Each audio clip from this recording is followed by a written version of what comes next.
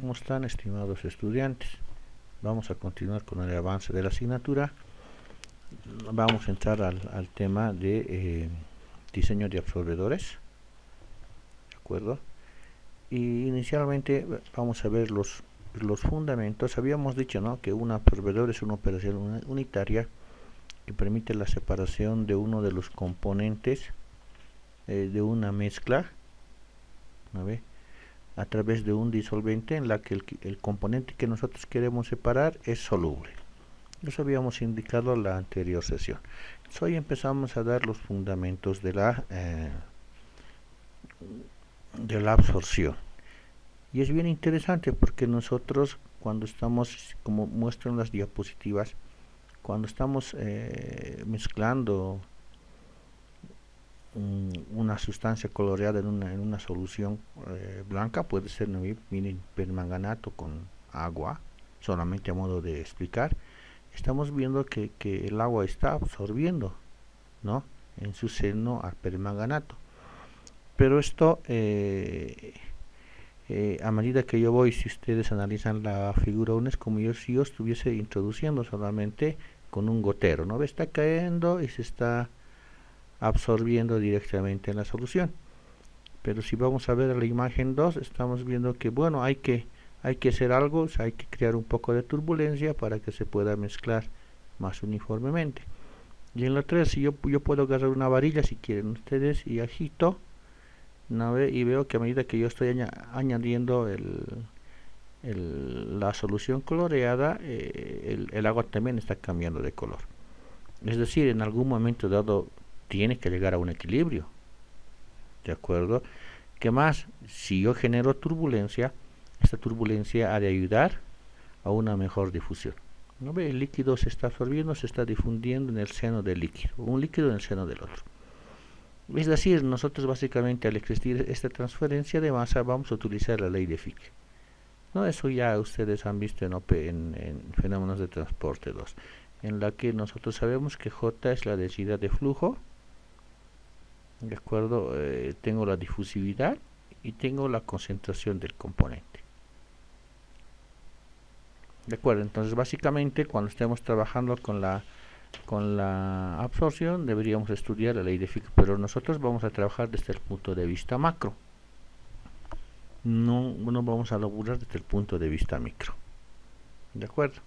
Entonces, básicamente podemos indicar, ¿no ve?, que la absorción se basa fundamentalmente en relaciones de equilibrio. Es decir, la transferencia de un componente de una fase gaseosa a una fase líquida, y tiene que darse cuando exista una diferencia de concentraciones, ¿de acuerdo? Además, les decía en la anterior diapositiva, oye, tiene que alcanzarse un equilibrio. Este equilibrio se alcanza cuando la presión ejercida por el componente en la fase gaseosa se iguala a la presión parcial del componente en la fase líquida. Por lo tanto, si yo estoy hablando de presiones, tengo que hallar la presión en la fase gaseosa, en la fase líquida. Yo tendría, pues, para la fase ideal, ya saben ustedes, la ley de Dalton. Si trabajo en la fase líquida pero en condición ideal, sabemos que tenemos la ley de Joule. Adicionalmente, si tengo soluciones diluidas, puedo utilizar la ley de Henry. Es decir, así, de la misma forma que hemos visto en destilación, aquí tengo que elegir modelos termodinámicos para ver si el comportamiento es ideal, si el comportamiento es real, ¿no ve? Entonces, no, por ejemplo, yo puedo tener una fase de gas ideal en la que puedo utilizar Dalton, y una fase líquida no ideal. Entonces yo tengo que ver, en función a los componentes, qué modelo termodinámico tendría que utilizar. No sé, yo para la líquida puedo utilizar Van Laar y Margules, ¿no?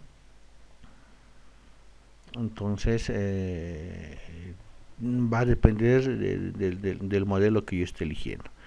Pero una de las partes importantes nosotros que habíamos mencionado en la anterior sesión es que nosotros tenemos que buscar que el gas tenga una alta solubilidad en el líquido, ¿no? Y habíamos dado algunas características, ¿no ve?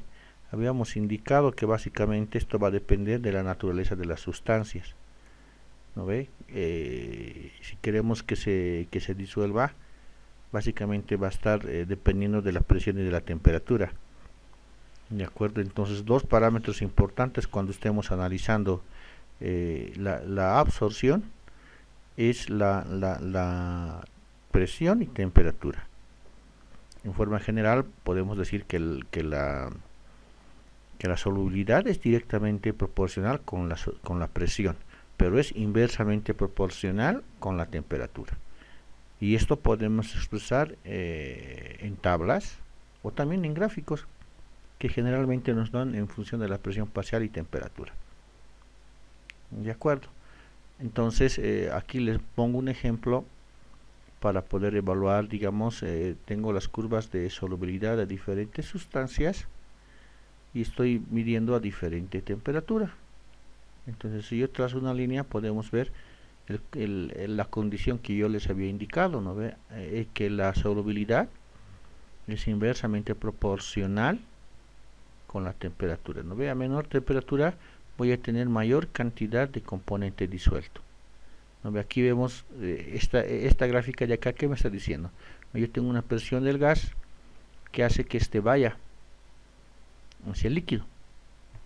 En todo caso, ¿qué me está diciendo aquí? Aquí pondré valores, aquí esto es 0,2, aquí pondré, digamos, la mitad sería 0,1, aquí pondremos, digamos, 0,05. Entonces, en esta intersección a 30 grados, la solubilidad del amoníaco es 0,5 gramos solubles, ¿no ve? En fracción molar, 0,5 moles, mejor dicho.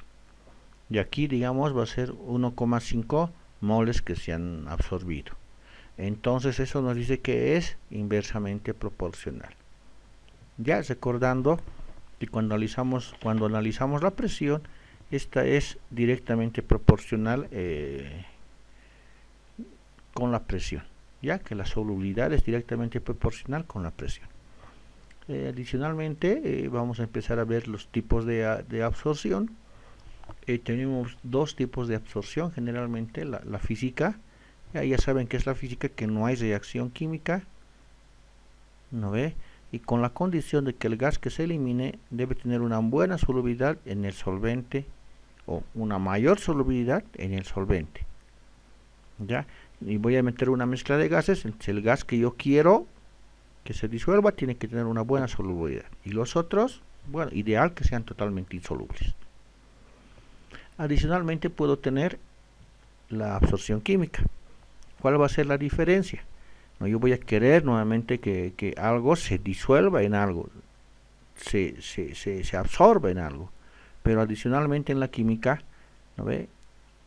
La condición es que el gas que yo voy a separar va a reaccionar con el solvente y va a quedar en solución. Ejemplo, ¿no ve? Yo tengo dióxido de carbono y lo hago reaccionar con agua como absorbente.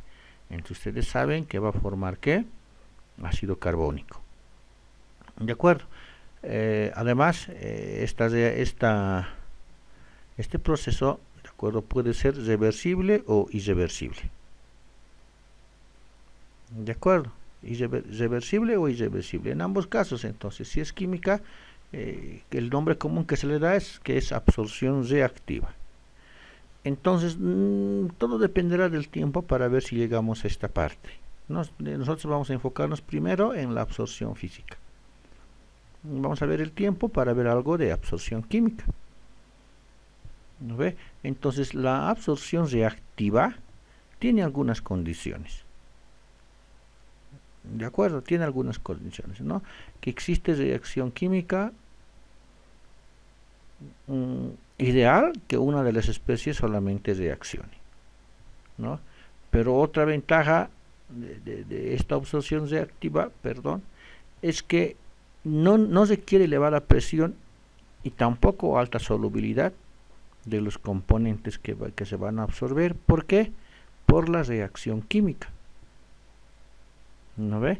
Como en algún momento tienen que llegar al estado de equilibrio, ustedes saben que la reacción química puede ser movida de acuerdo a los requerimientos que nosotros deseemos. ¿De acuerdo? Adicionalmente, ¿no? Otras características de la absorción reactiva Ah, primero, primera condición importante, las reacciones las vamos a tomar en la fase líquida, no en la fase gaseosa. ¿De acuerdo? Puede haber casos, pero no, lo más general es la reacción en fase líquida. Ahora, este tipo de absorción es bien utilizada en el área de medio ambiente, les cuento. ¿Ya? Pero, como estamos haciendo una reacción en fase líquida, tendría que utilizar que analizar los intercambios de energía, ¿no? O sea, analizar la termodinámica. Tendría que analizar la velocidad de reacción, digamos, o sea, tendría que entrarme a la cinética del proceso. Entonces, ahí es un poco donde se complica. ¿De acuerdo? Donde se complica. Sumado a eso, obviamente, ¿qué estoy queriendo lograr o pretender? Es la transferencia de masa. Entonces, ahí cuando es la absorción reactiva, un poco se complica, pero no es imposible tampoco de resolver, ¿no ve? Adicionalmente, se tiene ventajas, digamos, ¿no ve? Básicamente que va a haber una región de baja concentración en la fase gaseosa, ¿no ve? En la fase gaseosa. Esto básicamente debido a la estequiometría, ya el equilibrio. ¿De acuerdo? Además va a haber, digamos, dificultades causadas por el calor de reacción. Podemos tener calor de reacción, calor de dilución. Esas cosas hay que empezar a evaluar cuando tengamos este tipo de absorbedores. Ya, ahora podemos ver algo de aplicaciones. No, fíjense, es un campo muy amplio porque en la que podemos aplicar nosotros la absorción. ¿De acuerdo? Habíamos indicado algunas aplicaciones generales, pero aquí nuevamente les muestro la importancia que tiene la absorción como proceso en la parte de ingeniería química. Es más, en la parte de la industria petrolera tenemos secuencias siempre de absorción y desorción, absorción y desorción. ¿De acuerdo?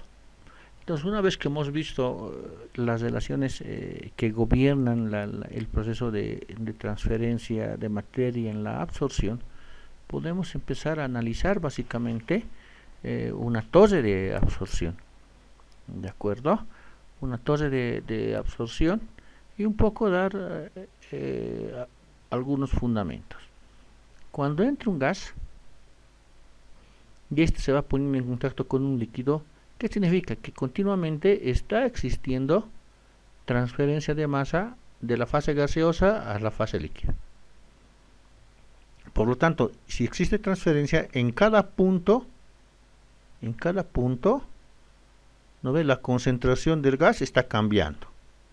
También la concentración del líquido, porque aquí, digamos, no entraba nada con el gas que yo quiero absorber y a medida que va subiendo va absorbiendo más gas, a medida que va bajando va absorbiendo gas, por lo tanto su concentración ha de ir cambiando. ¿De acuerdo? Entonces esas son las condiciones que vamos a tener cuando estemos analizando una tose. Por lo tanto, si la concentración cambia, nos veíamos McKay-Thiele y decíamos, oye, los flujos son constantes, pero en este caso estamos viendo que cambia. No puedo decir que los flujos molares sean constantes. ¿Eso qué me va a permitir? No es algo que no se pueda resolver. Me va a permitir hacer un análisis bien interesante. Bueno, vamos a hacer el análisis general de una torre de absorción. Vamos a tomar en cuenta, miren, que está entrando un flujo de gas. Este flujo de gas tiene que ser como densidad de flujo de gas, ¿no? Estamos trabajando sobre área, ¿no? Pues va a ser moles por hora por metro cuadrado. ¿De acuerdo? Pero tomen en cuenta, analicen esto. A medida que entra el gas y por aquí está entrando el líquido, inmediatamente existe la transferencia de masa. A medida que voy subiendo por la torre, significa que la concentración, que la velocidad, ¿no ve? Que la concentración del componente que se está difundiendo está cambiando en cada punto. Y lo mismo con el líquido, sí o no, su flujo también está cambiando porque no está permaneciendo constante, está entrando materia, entonces va a ir aumentando. ¿De acuerdo? Entonces eso hace que, digamos, a trabajar con G así como está no es conveniente. Lo mismo para la composición del gas. Analicen ustedes, entra una fracción molar. ¿Qué es la fracción molar?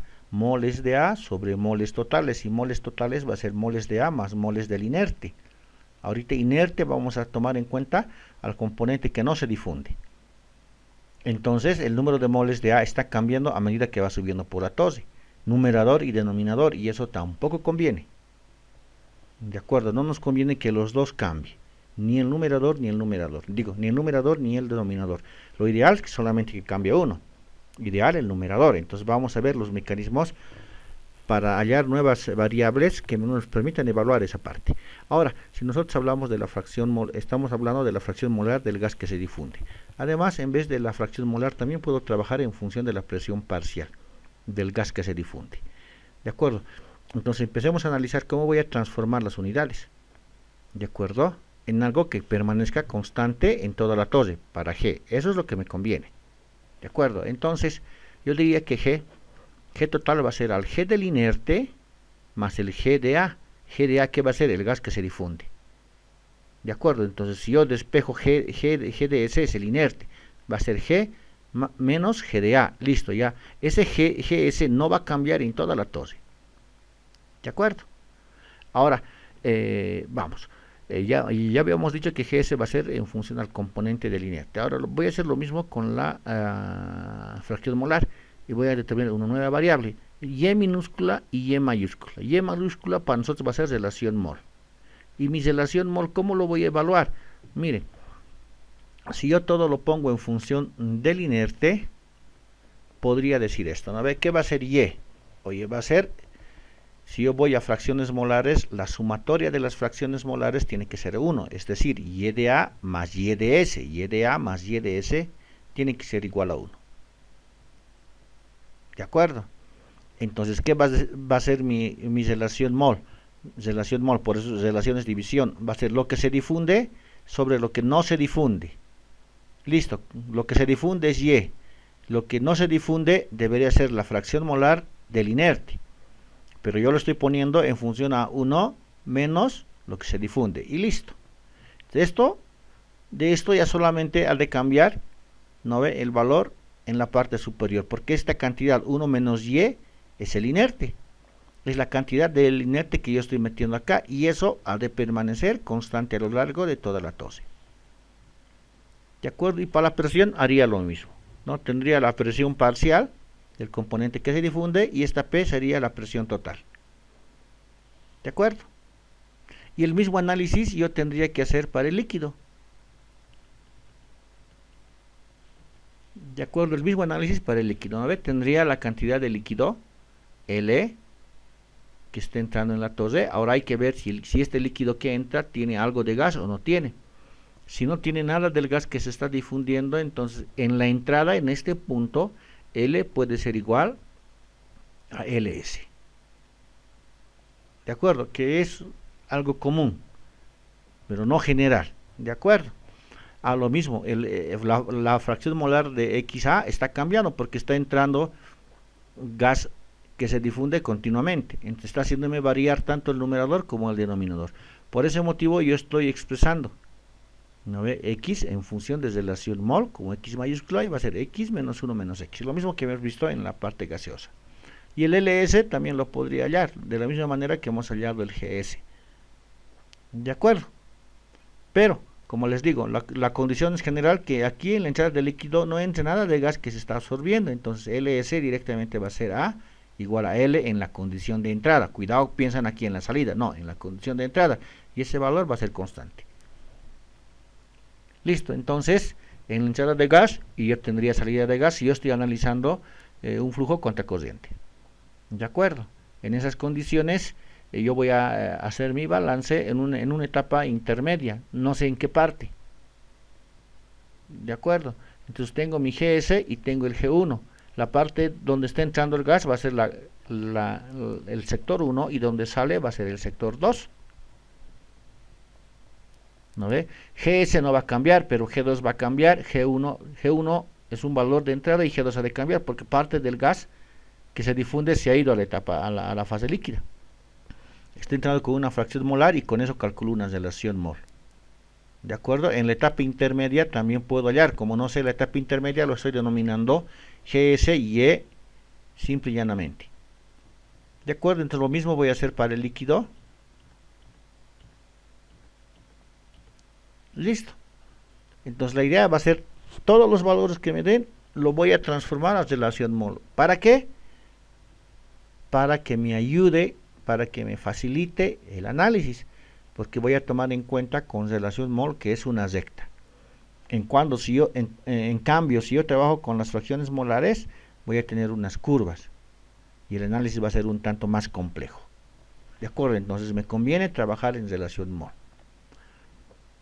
Si yo hago el balance, ¿no ve? Si yo hago el balance, tengo que obtener lo que estoy mencionando, ¿no? La ecuación de una recta. Entonces, fíjense. Entonces, ¿qué estoy diciendo en esta ecuación? Todo lo estoy queriendo poner en función de GS. GS, ¿qué hemos dicho que es? Hemos dicho que es G menos GdA, pero del gas que se difunde. Pero este GdA, ¿qué va a ser? Va a ser el G total multiplicado por la fracción molar del componente, ¿no ve? Del componente que se está difundiendo en la entrada. Y listo. Con eso puedo evaluar GdS. ¿De acuerdo? Ahora, ¿de dónde estoy obteniendo esta ecuación? Estoy obteniendo esta ecuación de reemplazar 1 menos Y por la relación mol, por la ecuación que hemos hallado. Eso ustedes me lo operan.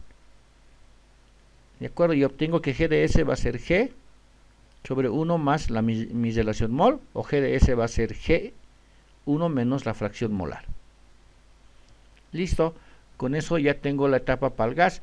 Hago el mismo análisis para el líquido, para determinar LS. Nuevamente les digo, ¿no? Lo común es que en la entrada no entre nada del gas que se está difundiendo. Por lo tanto, mi L en la entrada, mi L1, o perdón dicho, mi L2 en la entrada va a ser igual a mi LS. Eso es lo más común. Entonces acá, digamos, esto ya no va a ser necesario que yo determine esa relación. Una vez que tengo ya las ecuaciones de cómo puedo calcular, ¿no ve? Puedo hacer mi balance en la parte inferior, que sería este sector, y después hacer mi balance en la parte superior. ¿De acuerdo? Analicen ustedes, en la parte inferior ya me da la ecuación de una recta. Los valores que no conozco son X, y la idea es que si yo conozco X1, conozco Y1, la relación de LS sobre G, ¿qué vendría a ser la relación LS sobre G? La pendiente. O sea, estoy mostrando la ecuación de una recta en la que necesito solamente 2 puntos ya para resolver. Lo mismo si yo hago para la parte superior, obtengo una ecuación similar con la misma pendiente. ¿No ve? Tienen la misma pendiente. Si tienen la misma pendiente, significa que están en la misma recta. ¿De acuerdo? Significa que están en la misma recta. Entonces, lo que nosotros vamos a hacer ahora es utilizar esas ecuaciones, ya aplicando a métodos gráficos, analizando columnas de platos o columnas de relleno. Para empezar, vamos a ver columnas de plato. De acuerdo, pero eso va a ser en la próxima sesión. Ya se cuidan. Muchas gracias.